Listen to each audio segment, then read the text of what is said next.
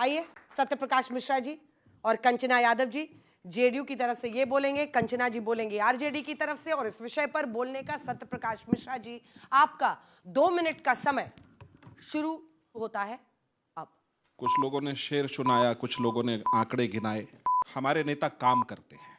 जिन लोगों को बिहार का इतिहास नहीं पता है उनको बताऊं मैं कि 2005 में जब पहली बार नीतीश कुमार बिहार के मुख्यमंत्री बने, बच्चियां स्कूल नहीं जाती थी, साइकिल और पोशाक दे करके उनको स्कूल भेजा। मुख्यमंत्री कन्या उत्थान योजना है, स्नातक नहीं करती थी लड़कियां, 50,000 रुपया दिया, 12वीं पास करने पर 25,000 रुपया दिया। क्यों दिया? क्योंकि सबलता आए इसलिए दिया। ये कोई चुनाव का स्टंट नहीं है हमारा।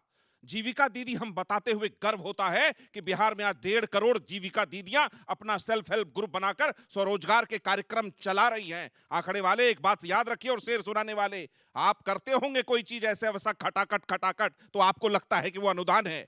हमारे तरफ से जो भी होता है वो खुलेआम है, डंके की चोट पर करते हैं। आज बिहार में हर शहर, हर गली नुक्कड़ पर आपको पुलिस की वर्दी में महिलाएं दिखेंगी, उच्च शिक्षा संस्थान में महिलाएं दिखेंगी। क्यों? क्योंकि 35% और 33% आरक्षण दिया नीतीश कुमार ने। पंचायत में अगर आज महिला कांधे से कांधे मिलाकर पुरुषों के साथ बैठती है, वो नीतीश कुमार जी की देन है कि 50% दिया उन्होंने। और देश में बिहार पहला ऐसा मॉडल बना जिसने पूरे देश में पहली बार ये आरक्षण महिलाओं के लिए सुनिश्चित किया। आपके लिए होंगी मीसा दीदी, रोहिणी दीदी, और सुरेंद्र जी के लिए प्रियंका दीदी। हमारे लिए बिहार की दीदियां हैं।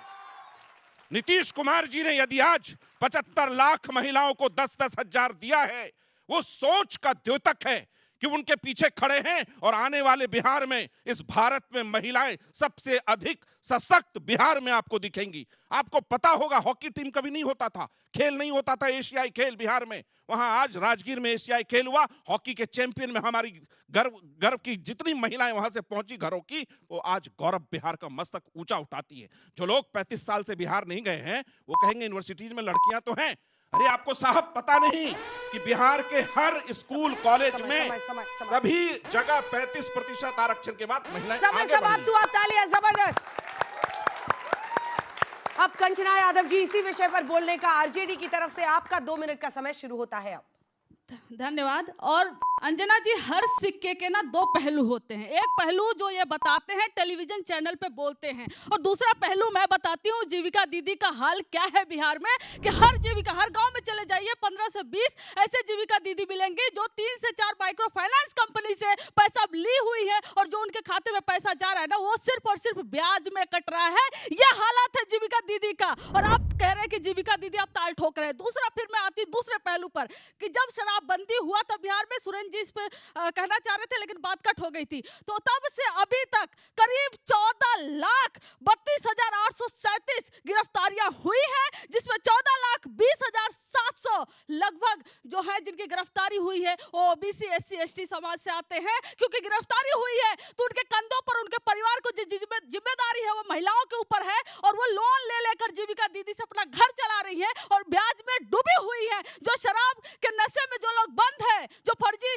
और शराब, जहरीली शराब पीकर उनके घर की महिलाएं जिम्मेदारी संभाली है लेकिन कर्ज में डूबी हुई हैं। शायद आपको असलियत नहीं मालूम है। दूसरी असलियत मैं आपको बता देती हूं कि आज जो बिहार में जो सरकारी स्कूल है, दोपहर में खाना बनाने वाली महिलाओं को 1650 रुपए मात्र सैलरी मिलती है। मात्र 1650, यानी एक दिन में सिर्फ 53 रुपए। कौन से 53 रुपए में कौन सा घर चलता है? आप यहाँ आज पब्लिक के सामने बता कर जाइएगा। दूसरा, 65% गर्भवती महिलाएं जो बिहार में है वो एनेमिक है, कुपोषण की शिकार रहती हैं। क्या किया है आपने उनके लिए, यह भी बताइएगा। और हर साल बिहार में लगभग 3500 महिलाएं सर्वाइकल कैंसर से उनका डेथ होता है। कोई आपने रिसर्च संस्थान नहीं खोला है, कोई सर्वाइकल कैंसर के लिए बड़े सरकारी अस्पताल नहीं खोले हैं। और इसके अलावा 30,000 ऐसी महिलाएं हैं हर साल जो ब्रेस्ट कैंसर से, सिर्फ और सिर्फ बिहार के आंकड़ा दे रही हूँ, ब्रेस्ट कैंसर से उनका डेथ होता है। लेकिन क्या आपने कोई संस्थान 20 साल में खोला है? लालू जी को गाली देना बिहार की राजनीति में सबसे आसान काम है, लेकिन काम करके समय समाप्त हुआ, समय समाप्त हुआ। जबरदस्त।